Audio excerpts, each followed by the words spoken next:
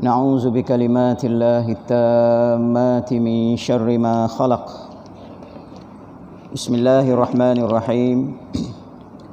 بسم الله الكافي، بسم الله الشافي، بسم الله المعافي، بسم الله الوافي، بسم الله رب السماوات والأرض، بسم الله الذي لا يضر مع اسمه شيء في الأرض ولا في السماء وهو السميع العليم.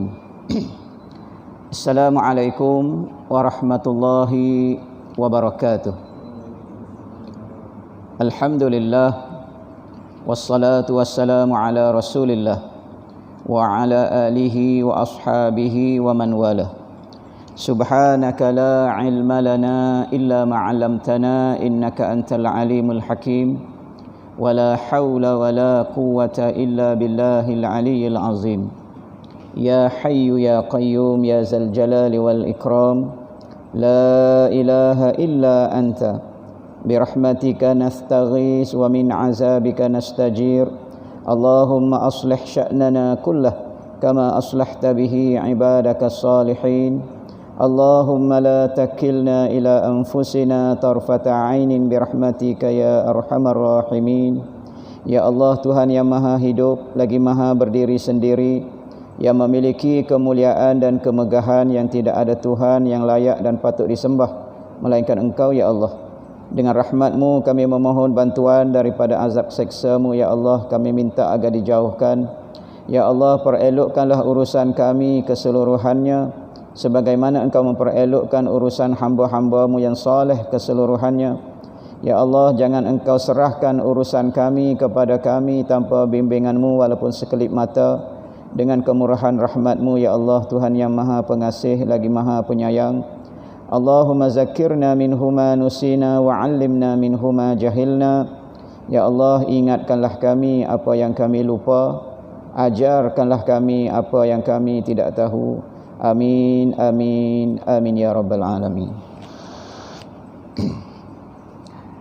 Mukminin, mukminat, muslimin, muslimat, hadirin, hadirat, tuan-tuan, puan-puan, tuan-tuan imam, tuan Bilal, jawatan kuasa pengurusan masjid, seterusnya tuan-tuan, puan-puan, rahimani wa rahimakumullah.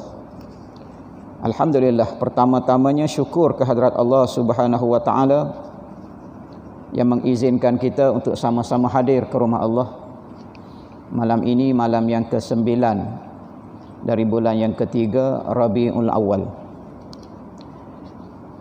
Kita menanti-nanti saat ketibaan sambutan kelahiran junjungan besar Nabi kita Muhammad sallallahu alaihi wasallam, yang kita pegang 12 Rabiul Awal. Itu salah satu daripada pendapat para ulama. Dan antara yang berpendapat 12 Rabiul Awal ini bukan calang-calang ulama. Antaranya Ibnu Ishaq, yang mana tulisan beliau menjadi rujukan di dalam kita mempelajari sirah Nabi SAW. Dan antara yang berpendapat 12 Rabiul Awal, Imam At-Tabari, seorang yang cukup dihormati di dalam ilmu tafsir, dan dia ada tafsirnya sendiri, tafsir At-Tabari. Tetapi 12 Rabiul Awal itu bukanlah tarikh yang disepakati oleh para ulama. Ada tarikh-tarikh lain yang disebut oleh para ulama, dan tarikh dan ulama yang menyebutkan ini pula bukan calang-calang ulama juga. Sebagai contoh, Imam Nawawi berpendapat kelahiran Rasulullah pada hari Isnin 8 Rabiul Awal. Imam Nawawi ini kitab-kitabnya menjadi rujukan kita. Antaranya kitab Al-Arba'in Nawawiyah, kitab hadis 40. Antaranya kitab Al-Azkar, dan beliau merupakan ulama di kalangan mazhab kita, mazhab Syafi'i. Dan antara lain yang berpendapat 8 Rabiul Awal, Imam Al-Baihaqi, juga ulama besar di dalam ilmu hadis. Jadi janganlah kita terlalu ta'assub dengan tarikh 12 sehingga kita menafikan pendapat-pendapat yang lain. Ada yang berpendapat 2 Rabiul Awal, ada yang berpendapat 10 Rabiul Awal. Dan dalam banyak-banyak pendapat ini, antara pendapat yang perlu diambil perhatian ialah pendapat yang mengatakan Rasulullah sallallahu alaihi wasallam lahir pada 9 Rabiul Awal. Malam ini kita malam yang ke-9 dan hari besok hari 9 Rabiul Awal. Dan pakar-pakar ilmu falak, ilmu astronomi, ilmu yang mengkaji bintang, ilmu yang mengkaji takwim ni, dia berpendapat mengikut kajian mereka 21 April tahun 571 Masihi itu bukan jatuh pada 12 Rabiul Awal, tapi jatuh pada 9 Rabiul Awal. Dan antara pakar ilmu falak yang berpendapat ini, antaranya yang dihormati Muhammad Bashar dan antaranya Muhammad Sulaiman Mansur Furi. Ini antara ulama-ulama yang dihormati di dalam ilmu falak.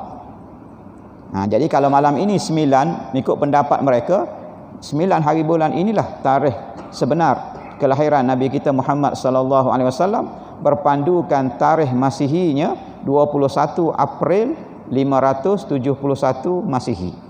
Dan sekarang ini ada perisian yang kita boleh buat. Bila kita tulis saja tarikh dalam Masihi, dia boleh tukar kepada tarikh Hijrinya.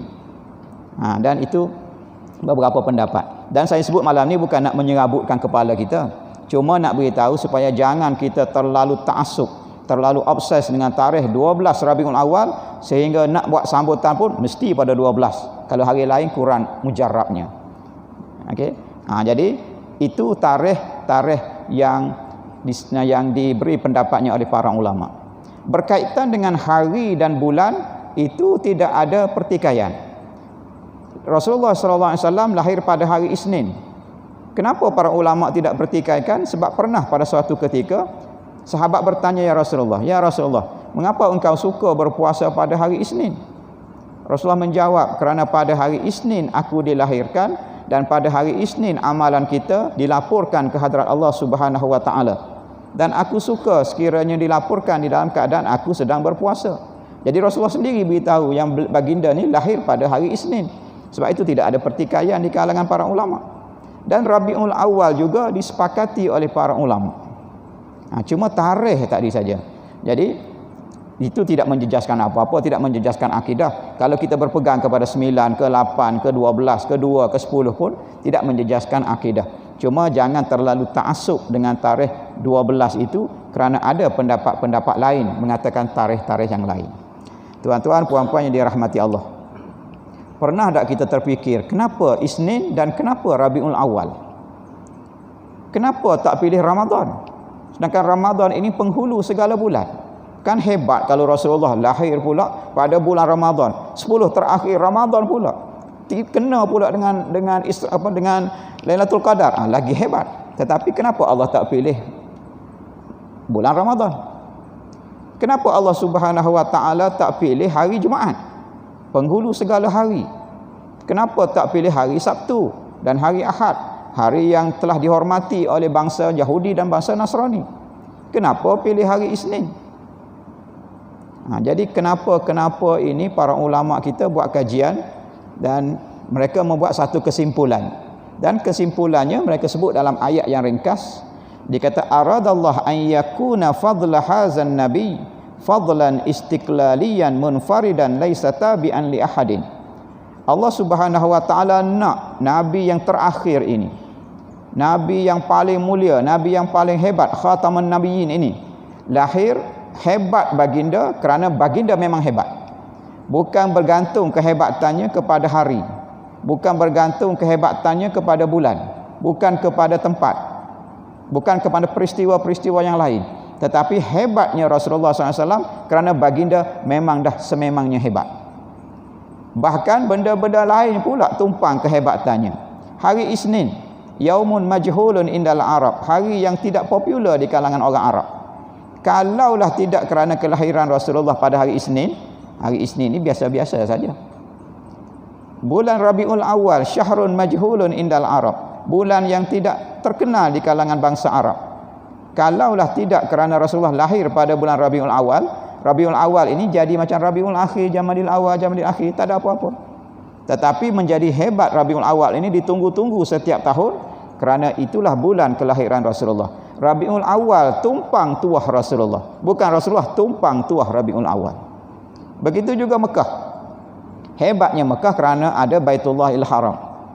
Tetapi kehebatan Mekah itu ditambah lagi hebatnya sebab Mekah menjadi tempat kelahiran Rasulullah sallallahu alaihi wasallam. Madinah, Yathrib, kalaulah tidak kerana Rasulullah berhijrah ke sana, kalaulah tidak adanya Masjid Nabawi di Madinah, kalaulah tidak ada makam Rasulullah di Madinah, agak-agak orang berpusu-pusu ke nak pergi ke Madinah, sedang menunggu-nunggu kebenaran kerajaan Arab Saudi untuk membenarkan untuk ziarah umrah ke Madinah. Tak ada orang nak pergi kalau tempat itu tak ada tinggalan Rasulullah. Madinah itu jadi hebat kerana di situlah bumi hijrah Rasul. Di situlah ada tapak-tapak perjuangan Rasulullah. Di situlah ada Masjid Nabawi. Di situlah ada makam baginda. Hebatnya Madinah itu kerana tumpang tuah Rasulullah sallallahu alaihi wasallam. Kita ini pun tak ada apa-apa. Kita ini kalau tidak beriman kepada Allah Subhanahu wa taala, jangan asyik kita perasan dengan kata-kata Allah, kuntum khaira ummatin ukhrijat linnas, kamu adalah sebaik-baik umat yang dilahirkan di kalangan manusia. Jangan baca setakat tu. Kalau baca setakat tu kita asyik kata, oh kita ni yang terhebat, kita ini yang terbaik. Tapi Allah letakkan syarat terbaiknya, ta'muruna bil ma'ruf wa tanhauna 'anil munkar wa tu'minuna billah. Nak jadi yang terbaik seperti kata-kata Allah tadi, syaratnya yang pertama, hendaklah kita ini menjadi baik dan minta orang lain juga menjadi baik seperti kita. Kita ini jangan jadi jahat dan kita larang orang lain jadi jahat seumpama kita ini jadi baik. Jadi biarlah kita ini baik, kita ini tidak jahat, orang lain pun semua jadi baik dan tidak jahat seperti kita. Dan Allah ikat dengan syarat yang ketiga, hendaklah beriman kepada Allah Subhanahu wa taala. Dan kita ini tidak ada apa-apa, kita hanya tumpang tuah sebagai umat Nabi Muhammad sallallahu alaihi wasallam. Jadi kerana kehebatan Rasulullah SAW, jadi kita tumpanglah tuah baginda, jadi kita juga menjadi umat yang terhebat. Rasulullah SAW yang pertama dibangkitkan daripada alam kubur nanti, kita juga tumpang tuah sama, sebab kita menjadi umat yang pertama dibangkitkan. Rasulullah SAW yang pertama akan masuk syurga, kita tumpang tuah baginda juga, ikut belakang baginda menjadi umat yang pertama yang memasuki syurga Allah Subhanahu wa taala. Jadi kalaulah tidak kerana Rasulullah SAW, mana kita ini tidak ada apa yang istimewanya. Tuan-tuan, puan-puan yang dirahmati Allah Subhanahu wa taala, seperti yang saya sebutkan pada pagi tadi, sepanjang bulan ini cari dua jawapan kepada dua soalan. Iaitu yang pertama, mengapa kita wajib cinta, kasih, sayang kepada Rasulullah SAW, dan yang kedua, cuba cari jawapan macam mana nak cinta, nak serlahkan cinta kasih kita kepada baginda. Jadi tengok takwim tadi, ada 4 kali pertemuan kita pada hari Ahad malam Isnin sepanjang Rabiul Awal. Jadi saya mengambil 2 minggu ini untuk menjawab soalan yang pertama dan 2 minggu yang berikutnya untuk menjawab soalan yang kedua. Tuan-tuan, puan-puan yang dirahmati Allah, banyak sebab mengapa kita wajib beriman, cinta, kasih, sayang kepada junjungan besar Nabi kita Muhammad sallallahu alaihi wasallam. Salah satunya ialah ia merupakan arahan Allah Subhanahu wa taala. Allah yang suruh kita ini sayang, ikut Rasulullah, sayang, kasih kepada baginda. Jadi kita buat ini kerana arahan Allah Subhanahu wa taala. Itu yang pertama. Yang kedua, kita ini kasih sayang kepada Rasulullah kerana Nabi kita Muhammad sallallahu alaihi wasallam ini insan terbaik yang pernah dilahirkan oleh Allah Subhanahu wa taala di muka dunia ini. Yang ketiga, kita kasih cintakan kepada Nabi kita Muhammad sallallahu alaihi wasallam sebagai manifestasi ucapan terima kasih kita kerana dilahirkan sebagai salah seorang daripada umat Nabi Muhammad sallallahu alaihi wasallam. Dan kita wajib, kenapa kita wajib cinta kasih kepada Rasulullah? Kerana jasa Rasulullah kepada kita terlalu banyak, tak terbalas oleh kita.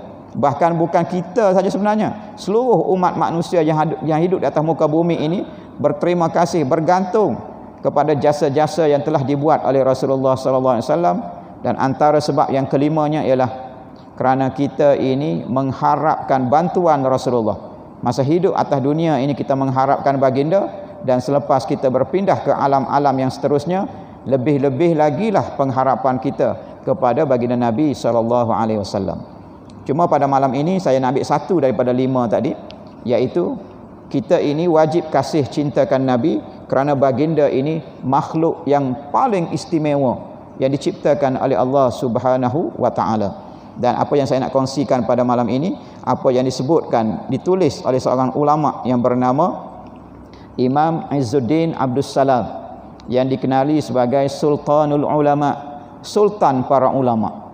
Seorang ulama yang hidup pada kurun yang ke-6, lahir pada tahun 577 Hijriah dan meninggal pada tahun 660 Hijriah. Dalam kitabnya Bidayatus Sul fi Tafdilir Rasul, menyenaraikan 40 kelebihan yang ada pada junjungan besar Nabi kita Muhammad sallallahu alaihi wasallam. Insya-Allah dalam waktu yang ada ini kita kongsi setakat mana yang sempat sebelum kita tunaikan solat fardu insya. Tuan-tuan, puan-puan yang dirahmati Allah. Yang pertama Allah sebut di dalam surah Al-Ahzab ayat yang ke-56. Ayat ini selalu kita dengar pada hari Jumaat. Kadang-kadang Bilal baca, kadang-kadang khatib sendiri yang baca. Inna Allah wa malaikatahu yusalluna 'alan nabi ya ayyuhalladzina amanu sallu 'alaihi wa sallimu taslima. Itu ayat Quran surah Al-Ahzab. Apa maksud ayat ini? Sesungguhnya Allah dan para malaikatnya berselawat kepada Rasulullah sallallahu alaihi wasallam.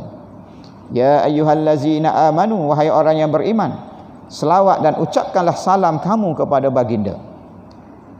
Antara yang hebat di dalam ayat ini, Allah sendiri yang mengucapkan selawat kepada Rasulullah, dan Allah minta kita juga buat melakukan amalan yang sama.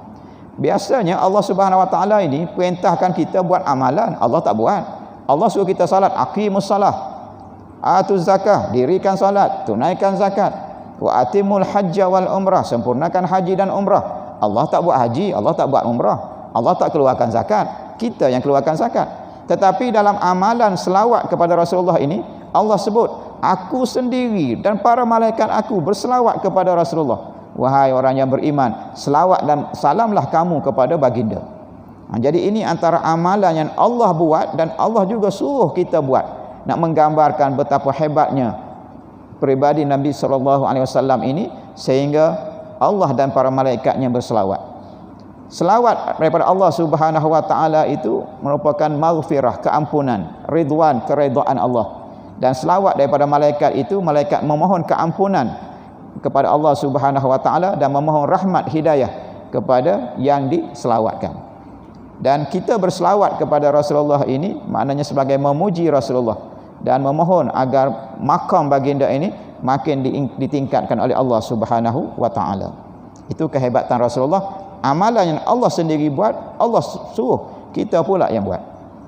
Dan hebatnya Rasulullah SAW ini, Allah kaitkan keimanan kepada Allah tidak akan sempurna kecuali kita kena kasih kepada Nabi kita Muhammad sallallahu alaihi wasallam. Ini Allah sebut dalam surah Ali Imran ayat yang 31. A'udzubillahi minasyaitonir rajim. Qul in kuntum tuhibbunallah fattabi'uni yuhibbukumullah. Qul, katakanlah, in kuntum tuhibbunallah, sekiranya benar kamu cintakan Allah, fattabi'uni, ikutilah aku, yakni ikutilah aku, yakni Nabi Muhammad sallallahu alaihi wasallam. Yuhibbukumullah, pasti kamu akan disayangi oleh Allah. Jadi Allah meletakkan syarat, kalau benar kita ini cinta, kasih kepada Allah Subhanahu wa taala, buktikan dengan kita juga kasihkan Nabi kita Muhammad sallallahu alaihi wasallam. Bahkan tidak sempurna iman seseorang itu sekiranya kasih cinta kepada Allah tetapi tidak cinta kepada Rasulullah. La yu'minu ahadukum hatta akuna ahabba ilaihi min walidihi wa waladihi wan nasi ajma'in. Tidak sempurna iman seseorang daripada kamu sekiranya aku ini tidak dicintai lebih daripada cintanya kepada bapaknya sendiri, kepada anak-anaknya dan kepada manusia keseluruhannya. Jadi kalau cinta kita lebih, cinta kita kepada bapa kita, anak-anak kita, saudara mara, sahabat anda kita melebihi daripada cinta kita kepada Rasulullah sallallahu alaihi wasallam, la yu'minu ahadukum, tidak sempurna keimanan kita kepada Allah Subhanahu wa taala. Jadi hebatnya kita kena letakkan yang pertama sekali cintakan Allah, di bawah cintakan Allah itu cintakan Rasulullah sallallahu alaihi wasallam, nombor 3, nombor 4, nombor 5 barulah letaknya ibu bapa kita, saudara mara kita, anak-anak kita, guru-guru kita dan sebagainya. Tuan-tuan puan-puan yang dirahmati Allah, Imam Izzuddin Abdus Salam ini disebut antara kelebihan Nabi kita Muhammad sallallahu alaihi wasallam berdasarkan hadis yang diceritakan oleh Abu Hurairah kepada kita. Kata Nabi sallallahu alaihi wasallam, ana sayyidu bani Adam yaumal qiyamah wa awwalu man yanshakku anhu al-qabr wa awwalu syafi'in wa awwalu musyaffa'in. Dalam hadis ini Rasulullah sebut 4 kelebihan yang ada pada baginda. Yang pertama, ana sayyidu waladi Adam yaumal qiyamah. Aku ini sayyid. Apa makna sayyid? Maknanya penghulu, tuan, ketua. Aku ini ketua Bani Adam, manusia keseluruhannya bila? Yaumal qiyamah. Di hari akhirat nanti manusia dibangkitkan daripada Nabi Adam AS sampailah manusia yang terakhir, dan manusia akan dikumpulkan di padang mahsyar. Pada ketika itu manusia ini di bawah suatu ketua, dan ketua itu tidak lain dan tidak bukan Nabi kita Muhammad sallallahu alaihi wasallam. Dalam hadis yang lain Rasulullah sebut, wa biyadi liwaul hamdi yaumal qiyamah wala fakhr. Pada hari akhirat nanti aku ini berada di depan sekali membawa liwaul hamdi, membawa panji-panji panji-panji kesyukuran, panji-panji alhamdu, kebanggaan. Dan di belakangku ialah para nabi yang lain. Ma min nabiyyin yauma izin Adam faman dunahu illa tahta liwa'i yaumal qiyamah. Dan di belakangku ialah para nabi-nabi yang lain, masing-masing membawa panji masing-masing, dan di belakang mereka umat masing-masing. Senang kita faham sebagaimana perarakan Maulidur Rasul setiap tahun, kecuali tahun ini. Kita berkumpul di satu tempat, yang depan sekali itu orang yang hebat-hebat, orang besar-besar, VIP, YB dan sebagainya di depan sekali mengepalai perarakan. Dan di belakangnya ada kontinjen-kontinjen. Kalau kita nak umpamakan, yang depan itulah liwaul hamdi yang dibawa oleh Rasulullah sallallahu alaihi wasallam, dan kontinjen-kontinjen itu mewakili nabi-nabi dan umat masing-masing. Dan Rasulullah kata, aku berada di depan sekali, aku yang akan mengepalai perhimpunan pada hari tersebut. Itu kehebatan Rasulullah sallallahu alaihi wasallam. Wa awwalu man yanshakku anhul qabr, dan akulah yang pertama sekali dibangkitkan daripada kubur. Semboyan pertama berlaku kiamat, semua hancur. Yang kedua, manusia akan dibangkitkan. Dan antara yang pertama makhluk Allah yang dibangkitkan selepas tiupan sangkakala yang kedua ini ialah para malaikat Allah. Sebab malaikat Allah ini yang akan menguruskan kedudukan manusia dan jin di padang mahsyar nanti. Dan antara malaikat yang dibangkitkan itu ialah malaikat Jibril dan malaikat Mikail. Allah perintahkan, Allah panggil malaikat Jibril, malaikat Mikail, wahai mereka kamu duduk berdua, pergilah ke dalam syurga, ambillah borak sebagai kenderaan, dan ambillah pakaian kehebatan yang ada dalam syurga, dan kamu pergi cari di mana kubur Muhammad sallallahu alaihi wasallam, dan carilah seluruh pelusuk alam ini, dan akhir sekali bertemu, dan Rasulullah dibangkitkan. Dan Rasulullah bangun dalam keadaan seumpama orang yang baru bangun daripada tidur. Tenyih-tenyih matanya, kemudian tengok ada Jibril kanan, ada Mikail di sebelah kiri. Rasulullah tanya, di mana hari ini ni? Di mana ni? Di mana ni? Malaikat jawab, inilah yaumul qiyamah. Sekarang ini kiamat, manusia dibangkitkan semula. Dan antara yang ditanya oleh Rasulullah, di mana umatku? Itu perkataan antara yang terawal keluar daripada mulut baginda, di mana umatku? Jadi sayang kasihnya, cintanya baginda kepada kita. Dan hadis ini Rasul sebut, aku yang pertama-tama yang akan dibangkitkan di padang mahsyar nanti, kemudian diikuti oleh umat-umat dia, kita semualah. Wa awwalu syafi'in, dan akulah yang pertama yang akan memberi syafaat di hari akhirat nanti. Manusia dibangkitkan, kemudian ada yang dibangkitkan dalam keadaan buta, walaupun hidup atas dunia dahulu celik. Ada yang dibangkitkan dalam keadaan kudung kaki, kudung tangan, walaupun sempurna di atas dunia dahulu. Ada yang berjalan menggunakan muka, ada yang mengesot-ngesot, ada yang macam-macam cara. Ada yang ada kenderaan, ada yang berenang di dalam lautan peluh, ada yang matahari sejengkal di atas kepala. Keadaan berbeza-beza mengikut amalan yang dibuat masa hidup di atas dunia dahulu. Dan berapa lama di padang mahsyar ini? Wallahu a'lam. Bukan setahun, bukan 2 tahun, bukan 100 tahun, bukan 1000 tahun, berpuluh ribu tahun menunggu saat perbicaraan. Dan manusia pada ketika itu dah tak tahan sangat, pergi jumpa dengan nabi-nabi untuk minta kepada Allah agar dipercepatkan hitungan. Pergi kepada Nabi Adam tak sanggup. Pergi kepada Nabi Musa tak sanggup. Pergi kepada nabi-nabi, semua nabi-nabi tak sanggup. Kenapa nabi-nabi tak sanggup? Sebab nabi-nabi ini mengaku di hadapan manusia, tak boleh, aku malu dah. Sebab masa hidup atas dunia dahulu, aku pernah melakukan kesalahan kepada Allah. Jadi malu nak berhadapan dengan Allah. Lagi satu, masa hidup atas dunia dahulu, aku pernah minta doa kepada Allah. Dan Allah dah makbulkan doa semasa hidup di atas dunia dahulu.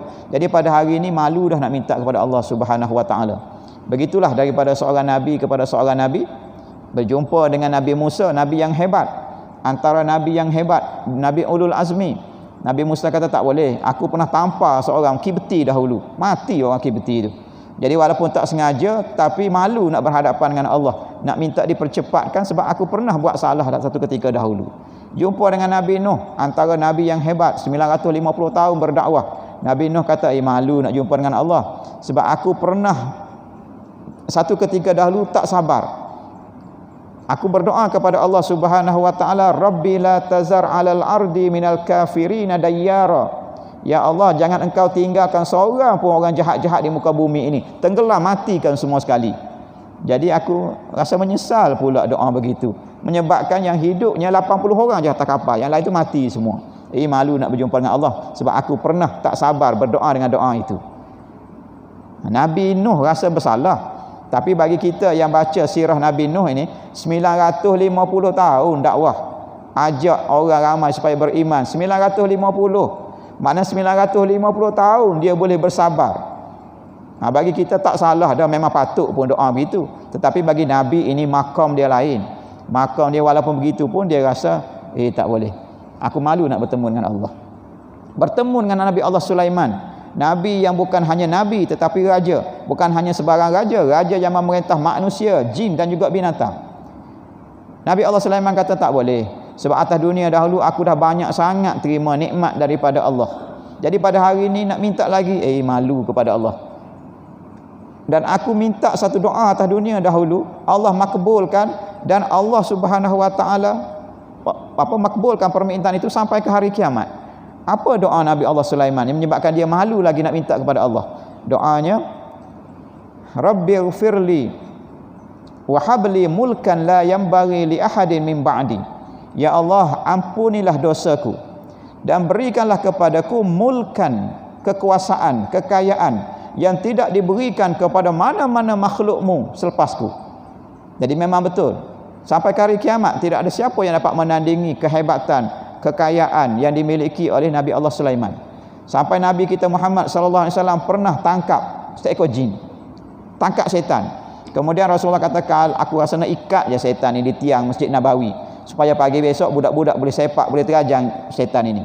Tetapi Rasulullah kata, aku teringat kepada doa Nabi Sulaiman. Nabi Sulaiman minta supaya jangan ada orang yang melebihi dia sampai ke hari kiamat. Jadi Nabi Allah Sulaiman ini boleh menguasai jin. Jadi Rasulullah kata, kerana berkat doa Nabi Sulaiman tadi, aku lepaskan kamu. Jadi Nabi Sulaiman kata, malu dah nak minta dengan Allah sebab banyak sangat dah permintaan aku di atas dunia dahulu, Allah makbulkan. Dipendekkan cerita daripada seorang Nabi kepada seorang Nabi. Akhir sekali, cadangan daripada para Nabi ini, carilah Nabi Muhammad sallallahu alaihi wasallam. Kerana apa? Kerana ghafarallahu ma taqaddama min zambihi wa ma ta'akhkhar. Kerana Allah Subhanahu Wa Taala telah ampunkan dosa Muhammad ini, dosa yang terdahulu dan yang terkemudian. Satu-satunya Nabi yang Allah utuskan atas muka dunia ini, yang Allah dah beri jaminan semasa baginda masih hidup atas dunia ini, dosa-dosanya telah diampunkan yang dahulu dan yang terkemudian. Kalau kita teringat satu peristiwa di mana Rasulullah SAW ini beribadat malam di rumah Sayyidatina Aisyah, sampai bengkak-bengkak kaki. Jadi Aisyah kata, ya Rasulullah, mengapa engkau beribadat sampai begini sekali? Bukankah engkau telah diampunkan dosa yang terdahulu dan terkemudian? Jadi Aisyah pun sebut yang Rasulullah ini telah diampunkan dosa yang terdahulu dan terkemudian. Jadi kerana kehebatan Rasulullah ini, akhirnya manusia akan pergi kepada baginda dan baginda minta kepada Allah Subhanahu wa taala agar dimulakan kira bicaranya. Barulah dimulakan kira bicara. Wa awwalu syafi'in, akulah yang pertama yang memberi syafaat kepada manusia. Wa awwalu musyaffa'in, dan akulah yang pertama diberi bantuan syafaat oleh Allah Subhanahu wa taala. Mulakan perbicaraan di pada mahsyar. Okey, itu antara kehebatan-kehebatan Nabi kita Muhammad sallallahu alaihi wasallam. Seterusnya, Imam Izzuddin Abdul Salam ini sebut kehebatan Nabi kita Muhammad sallallahu alaihi wasallam ini, bila Allah nak bercakap dengan Rasulullah, dia tak menggunakan nama ya Muhammad, ya Ahmad. Berbanding dengan nabi-nabi lain, kalau Allah nak beritahu sesuatu, Allah sebut nama. Sebagai contoh, kepada Nabi Adam, ya Adam uskun anta wa zaujukal jannah, wahai Adam, tinggallah kamu dan isteri kamu dalam syurga. Allah sebut Adam, nama Adam. Kepada Nabi Isa, Allah sebut ya Isa bin Maryam uzkur ni'mati 'alaika wa 'ala walidatik, wahai Isa bin Maryam, ingatlah nikmatku dan yang aku berikan kepada kamu dan kepada mak kamu. Jadi Allah sebut nama Nabi Isa. Kepada Nabi Musa, ya Musa innahu anallah, wahai Musa, aku ini Tuhan kamu. Ya Nuh bisalamin minna, wahai Nuh. Semua nabi-nabi yang lain Allah sebut nama nabinya, nama orangnya, batang tubuhnya. Tetapi dengan nabi kita ini cukup berlapik Allah sebut. Ya ayyuhal muzammil, wahai orang yang berselimut. Ya ayyuhal mudassir, wahai orang yang berselimut. Sama muzammil mudassir ini. Ya ayyuhan nabi, wahai nabi. Ya ayyuhar rasul, wahai rasul. Jadi Allah tak guna nama baginda sendiri. Bila kita cakap tentang Isra dan Mi'raj, subhanallazi asra bi 'abdihi, Allah sebut hambanya. Dia tak sebut nama nabi kita Muhammad sallallahu alaihi wasallam. Itu dalam segi sudut komunikasinya. Allah Subhanahu wa taala ini bila dia hormat kepada sesuatu orang makhluknya, dia tak sebut nama, tetapi sebut sifat kepada orang itu. Kita pun sama. Kadang-kadang kita kalau nak sebut nama orang tu rasa macam tak beradab. Kita sebut gelaran dia, pangkat dia, itu lebih utama. Okey. Jadi Allah Subhanahu wa taala ini memandang tinggi kepada nabi kita, sampaikan nabi pun tidak sebut nama Muhammad, tetapi disebut dengan gelaran-gelaran baginda.